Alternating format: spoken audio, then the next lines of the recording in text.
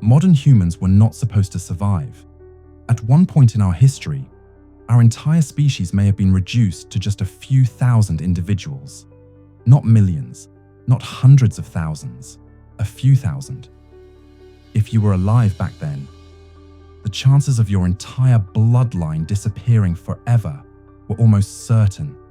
And yet, somehow, we made it. This wasn't a slow decline. It wasn't a peaceful transition. It was sudden, violent, unforgiving.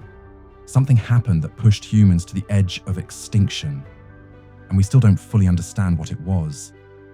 For most of human history, we imagine the past as empty, endless landscapes, small groups of primitive people, surviving quietly. But that picture is wrong. 70,000 years ago, the world was already filled with humans, not just one kind, many, different groups, different adaptations, different ways of surviving, some stronger, some more resilient, some possibly better suited for the world than we were. And then, something changed. It began far from where most humans lived. Deep beneath the Earth's surface, pressure had been building for thousands of years. Magma, gas, heat, waiting, unseen, unstoppable. Then, without warning, it exploded. The eruption was unlike anything the human species had ever experienced, or ever would again. A massive supervolcano, what we now call Toba, erupted in what is today Indonesia. The explosion was so powerful, it didn't just affect the region, it affected the entire planet. Ash shot into the sky at unimaginable speeds. Dark clouds spread across continents. Sunlight began to disappear. At first, it was subtle. Days felt dimmer. Temperatures dropped slightly. Animals began to behave differently. Then it got worse. The sky turned grey. Crops failed. Water sources became contaminated. The air itself became harder to breathe. And then, the cold came. A volcanic winter. Temperatures across the planet dropped dramatically. Some regions became uninhabitable. Others turned into barren, frozen landscapes. For early humans, this wasn't just a bad year. This was the end of everything they depended on. Food disappeared. Animals migrated or died. Plants failed to grow. Water became scarce. And for the first time, humans weren't just struggling to survive. We were competing for survival, not just against nature, but against each other. Because when resources vanish, cooperation collapses. Groups that once lived peacefully now had to fight for territory, for food, for water, for life. And this is where the story changes, because the extinction of humans may not have been caused by the eruption alone. It may have been caused by what came after. Imagine a world where food is nearly gone. The climate is hostile, and every group you encounter is a threat. In that world, every decision becomes life or death. Do you share or do you take? Do you trust or do you attack first? And slowly, something begins to happen. The number of humans starts to drop, not gradually, rapidly. Entire groups vanish, settlements disappear, tracks go cold. For every group that survives, many others don't. And over time, the human population collapses. Scientists today believe that during this period, the total number of humans on Earth may have dropped to just a few thousand individuals.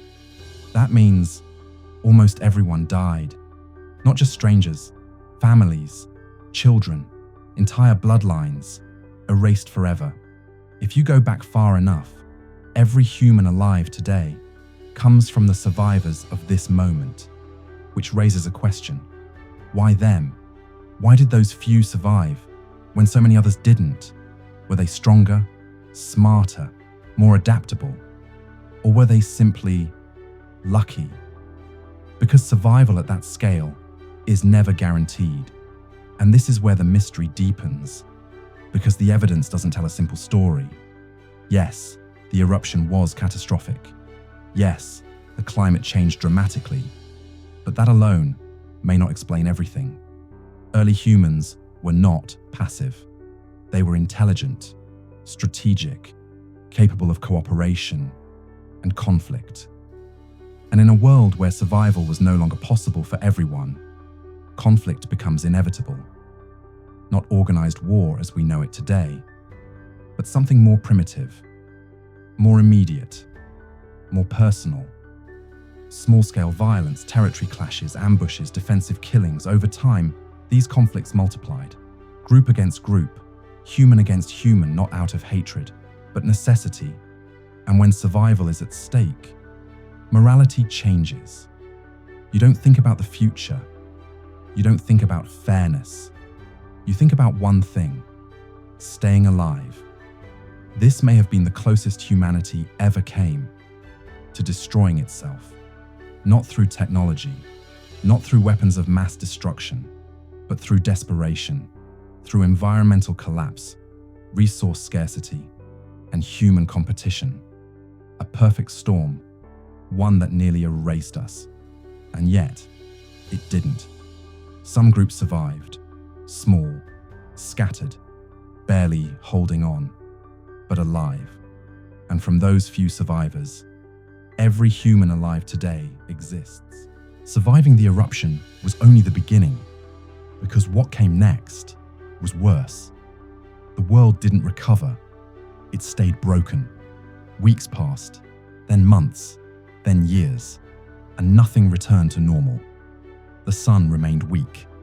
The air remained heavy. The land remained empty.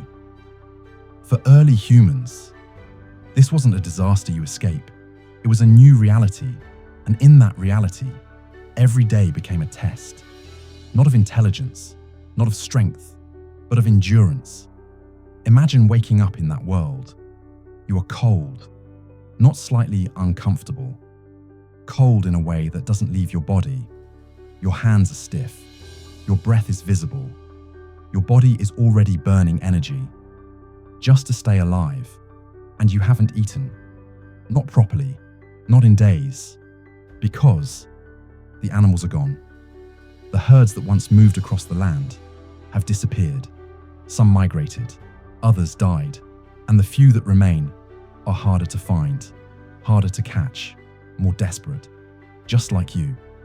So now, hunting isn't just difficult, it's dangerous, because when you finally find an animal, you're not the only one watching it. Other humans are too, and they are just as hungry, just as desperate, just as willing to take it from you. This is where survival changes. Before this moment, humans could avoid each other. There was space, there was time, there were options. Now, there are none. Every encounter matters. Every encounter is a risk, because you don't know if the humans in front of you will walk away or attack, and slowly, trust disappears. A shared hunting ground becomes contested. A water source becomes guarded. A passing group becomes a threat. And something begins to shift. If they survive, will we? And that question changes everything. The humans who survived were not random. It may feel that way. But when survival drops to just a few thousand individuals, patterns emerge. Because not everyone makes it through something like this. Only certain kinds of humans do. And those traits still exist today. It wasn't strength. It wasn't dominance. It was adaptability. The ability to change faster than the world around you. To adjust. To learn. To endure. But adaptability alone wasn't enough. What changed everything was cooperation. Not large-scale cooperation. Small, tight, trusted groups. Families that stayed together. Groups that trusted each other, but not outsiders. Because in that world, trusting the wrong person could mean death. So the survivors found a balance. They cooperated internally and competed externally. And that balance made the difference. Over time, small advantages compounded, and slowly, those groups outlasted the others. Not dramatically, but consistently. And consistency is what survival really is. You are not the result of one success. You are the result of thousands of avoided failures. And that is how fragile this is. The world didn't recover overnight. Even after the ash settled, the damage remained. Because extinction doesn't just remove individuals, it removes possibilities. Entire ways of living, gone. Entire human stories ended before they began. And the survivors were left in a world that felt empty. Not quiet, empty. Fewer voices, fewer encounters, fewer signs of life. And those survivors would never know how close they came. They were just trying to survive another day, but everything depended on it. And slowly, the world began to change again. The climate stabilized, plants returned, animals came back. But humanity was no longer the same, because something had been learned. That survival is fragile, that resources can disappear, that other humans can become competition. And those lessons stayed, not consciously, but deeply, and they still exist today. This isn't just a story about the past. It's a story about you, because if you trace your existence back far enough, you don't find certainty. You find a bottleneck, a moment where everything almost ended and somehow continued, which means you are not just human, you are the result of survival under pressure. Every instinct you have was shaped in a world where survival was never guaranteed. And that world is not as far away as it feels, because the conditions that created it still exist, not in the same form, but in principle. And when pressure rises, humans don't choose the situation, only their response. For most of human history, we've told ourselves a comforting story, that we were meant to survive. But this story shows something else, that we are not guaranteed, that at one point, we were almost gone. And the only reason we're here is because a few humans made just enough of the right decisions. Not perfect decisions, just enough. Which means your existence is not certainty. It is survival. And that changes the question, not where we came from, but how close we are to losing it again. Because the forces that nearly ended us still exist. Environmental pressure, resource competition, human conflict. The scale is different, but the pattern is the same. And now we understand, which means we have something they didn't. Awareness.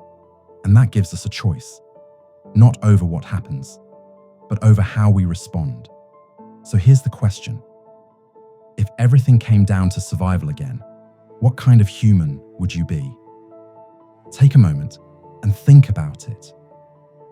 Then tell me in the comments. And if you want more stories like this, subscribe. Because the story of humanity is far more fragile than it seems.